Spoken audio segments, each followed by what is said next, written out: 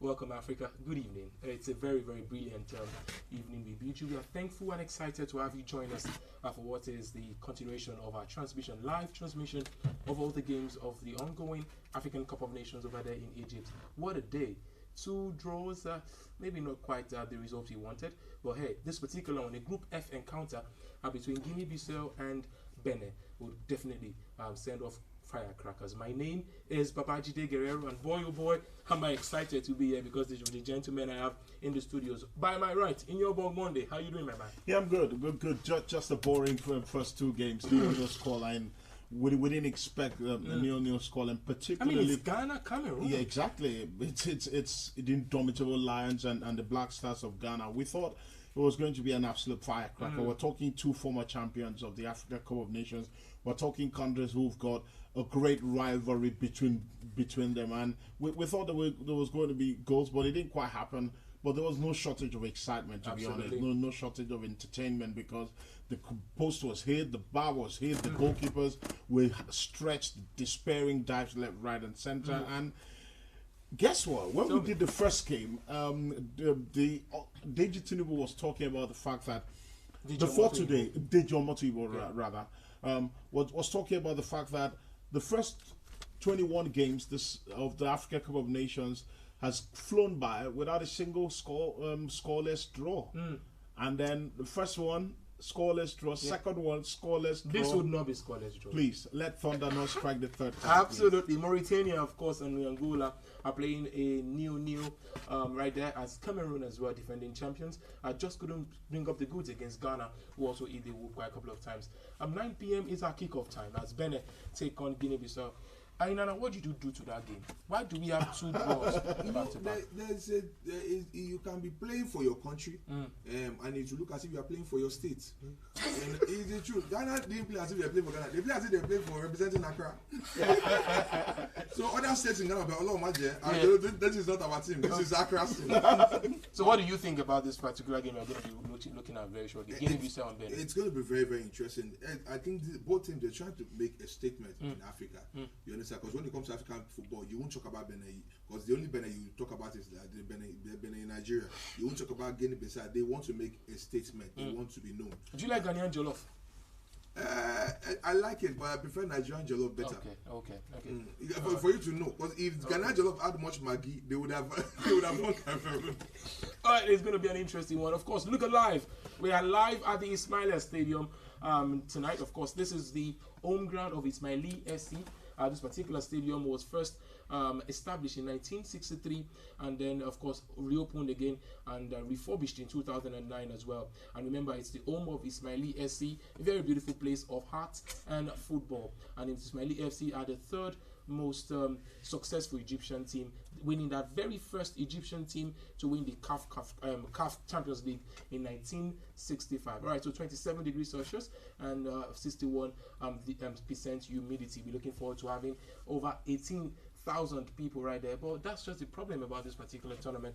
I mean, the capacity will say 18,000, 20,000, and we don't get to see close to 3,000 at the stadium. Now, I'm wondering if it's the weather, but that would be a very flimsy excuse, because it's football, it's entertainment. I'm wondering why fans will not turn out to see the very best of African export, the very best of African footballers, and it's been quite disappointing. That's the only kind of downer, if you like, in this tournament. That the kind of has taken something out of this tournament. The football has been spectacular. We've seen some really, really exciting games. The surprises have come to the fore, but the fans really haven't turned up, and it's disappointing.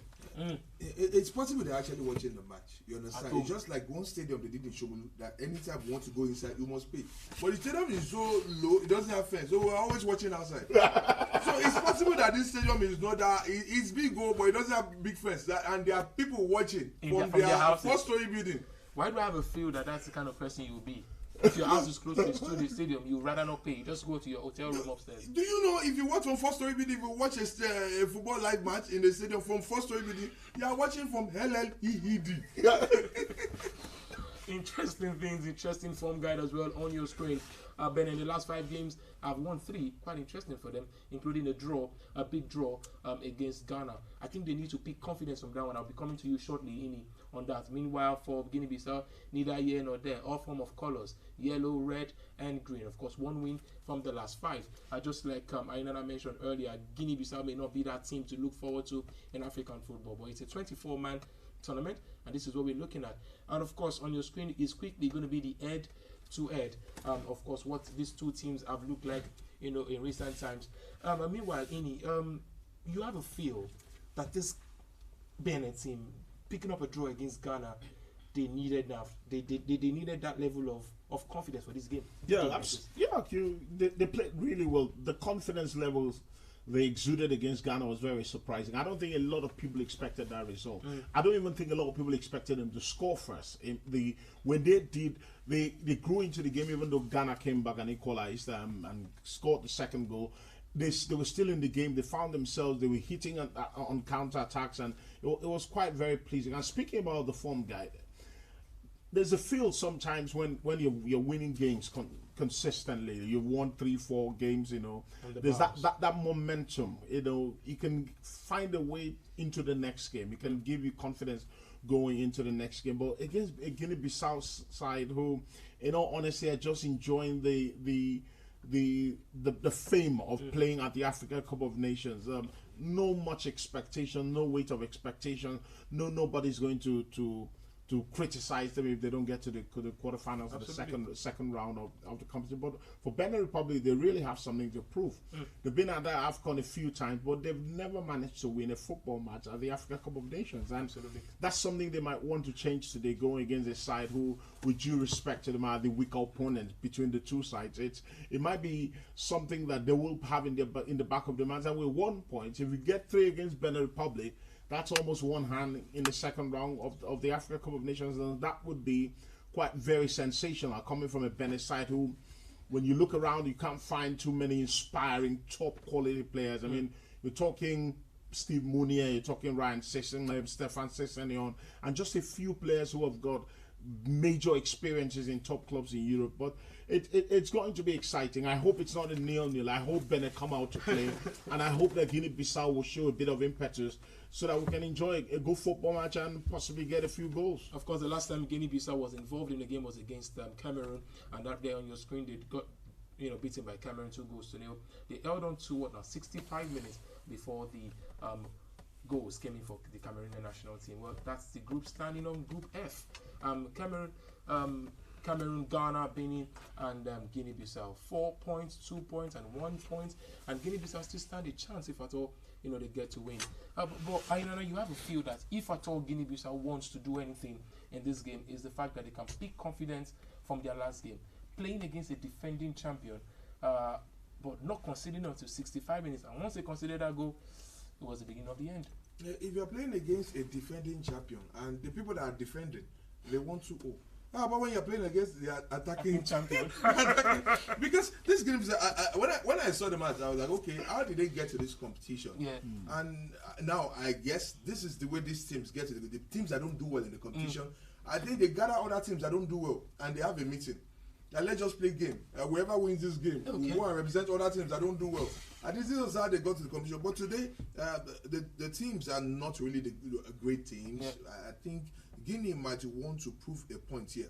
Guinea-Bissau, you mean? Yeah, possibly. Because the truth is, the last time, 15 years ago, was when Benin Republic made their bow at this particular tournament. And so far, they've had 8 losses and 2 draws. And it's quite interesting, what it's going to be looking like. About Ini, if at all Benin wants to do well in this game, they need to pick a lot of feel-good vibe from the very first way they started against Ghana. We didn't see that goal happen against Ghana, especially when Poti just busted through the middle of the park and getting that goals. Those are the kind of things you need to move for in a game like this against a lesser team, no disrespect. Certainly, and they'll be buoyed by the return of their talisman. Stefan Sessegnon is 35 now, by the way, but he's still very agile and very confident. Stefan Sessegnon was suspended for the first game, but he's back in the fold and should be able to play some part in this particular game, and rightfully so, because the way they started the game against Ghana is something that the Ghanaians didn't expect. They took the game to the Ghana and they got on the ball and played on the front foot. They started making forward passes and the Ghanaians were stunned. And before you could say, Pote already put one in the net. And that's the way you want them to start against Guinea-Bissau, because with the smaller side, with the relatively smaller sides like the Guinea-Bissaus of this world, what you do not want to do is let them grow into the game, let them grow in confidence into the game, because when it's 20 minutes, 25 minutes, 30 minutes, and you have not scored, all of a sudden, confidence is sky high. They begin to feel, I mean, we're still in the game. It's 30 minutes. They haven't managed to score. They haven't managed to really trouble us. And that's something you want to avoid from a Benin public perspective. And Coach Michael Dusia will know this, because he will be telling his guys, we've got to take our chances. Because the one thing we've seen at the Africa Cup of Nations is the fact that you're not going to have a plethora of chances in a football match. If you can take one or two, if you see half chances and you take one, confidence is sky high. We saw what Mali did against Mauritania. They scored one, scored two, and they kept scoring. And when you score, you take your chances, there's a chance you'll keep scoring. So Benin Republic have got to get into the match with the right kind of spirit and the right kind of mentality. Whatever happened against Ghana is gone. Do not think that because you played well against Ghana, you can come in and play well. You've got to go there with the right mentality and the right application. Of course, this man is very, very significant to Benin. This particular game, of course, he will be looking for to get in his third goal, or probably more. He's one of the few players to score 2 goals. This, what you're watching on the screen, viewers, is the very first game between Benin Republic and Ghana. This was where the Ayew, by the way, Andre Ayew, who just scored the goal, is the only active player to be on the all-time highest goal scorers list in the history of this tournament. Quite great, quite absolutely beautiful. Coming into this tournament, no player has had more minutes and more goals than Andre Ayew. He had 1990 minutes on the game of on the field of play, and right about now scoring a goal right there, for his team. And yes, was another beautiful pass. You got to commend. Yes, Benin is in focus, but this could be one of the best goals of the tournament. Yeah, absolutely. Jordan Ayew, the defender should be arrested, by the way, but it was a great finish by Jordan Ayew. The way he spun around his mark and took the ball first time and smashed it into the net was quite crucial. And that's something that Benin Republic have got to be very wary of. You cannot be playing highline. You're playing against Ghana and you're playing highline.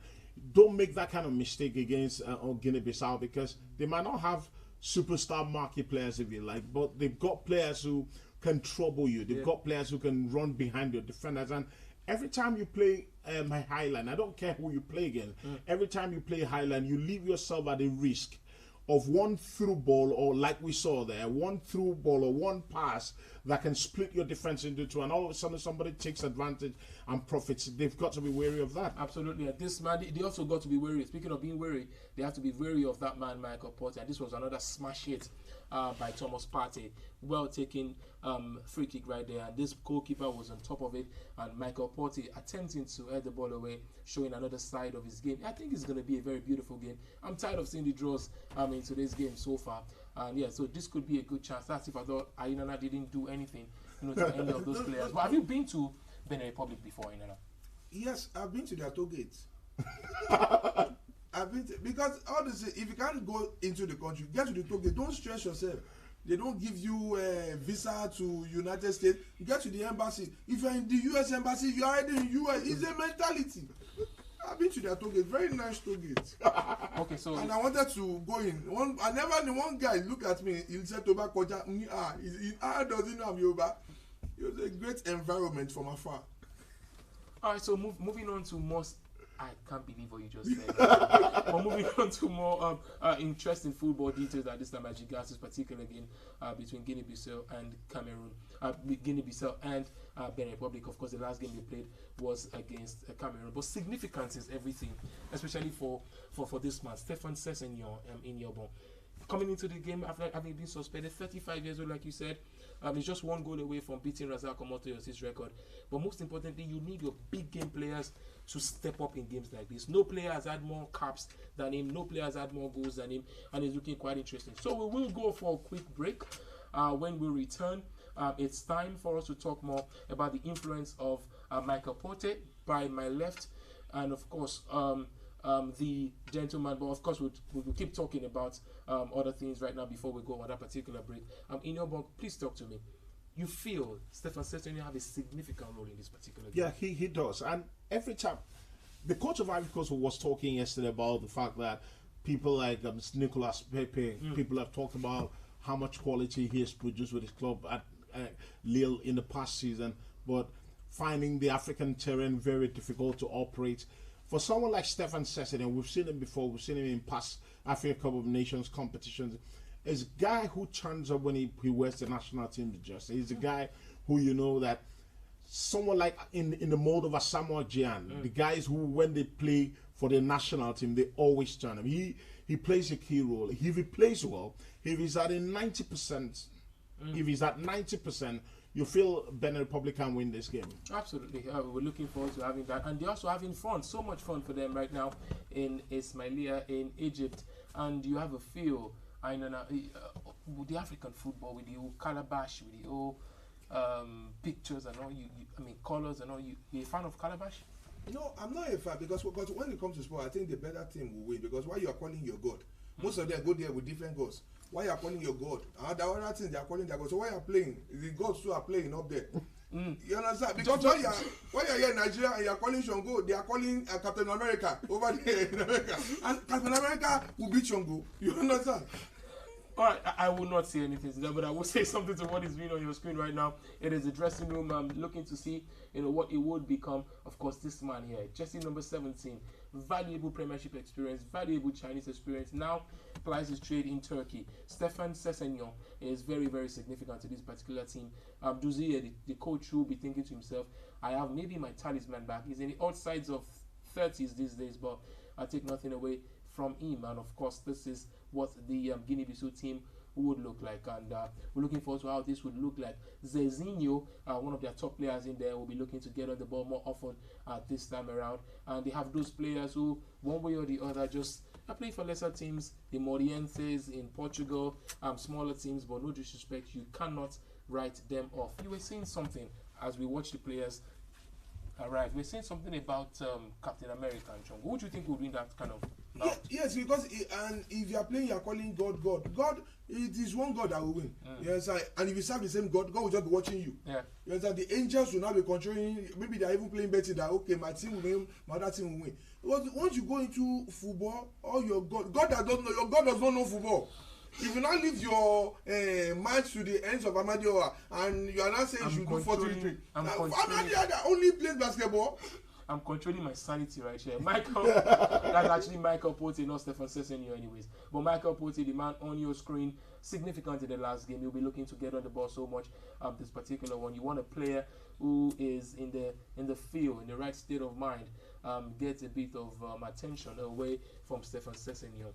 And of course, that will be another one to look at, the battle right there, the key battles.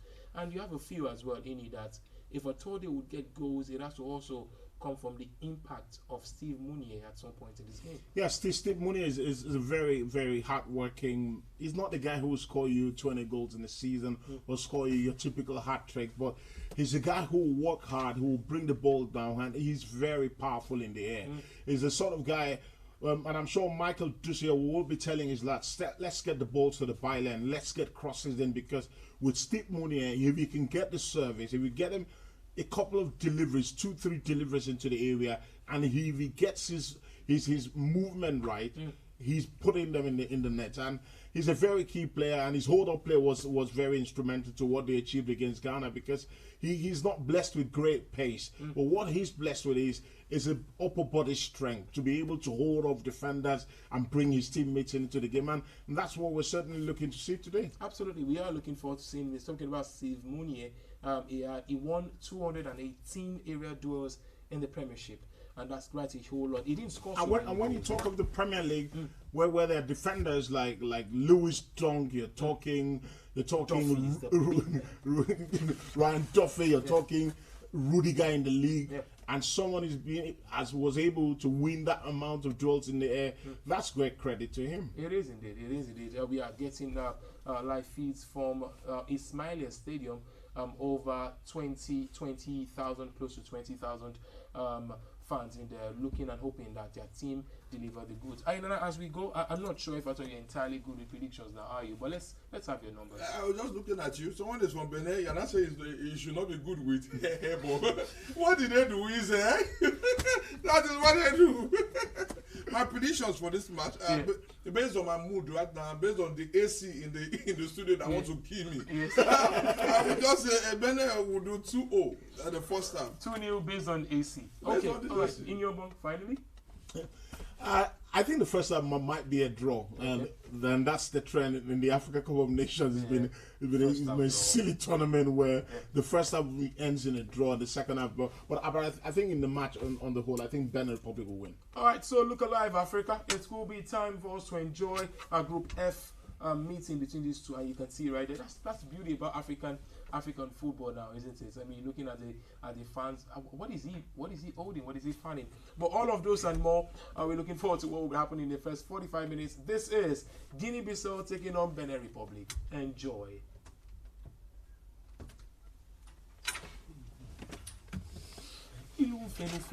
Waiting the fan. How do you do? He can't no, I just stunned. Their gods are Ludo. How will they go? So what should we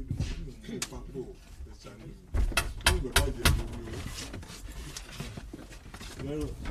Come that up back. Oh my God. Brother, always a pleasure, man.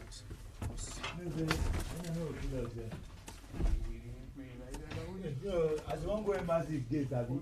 You see the gate? Oh no, we don't go gate. I want to walk by today. MC Benin, Prince, MC Benin. When you enter, have you seen the great wildlife and safari in Tanzania and Kenya? Beautiful place to be. Only yes. I've been there, you know. I went there to Google.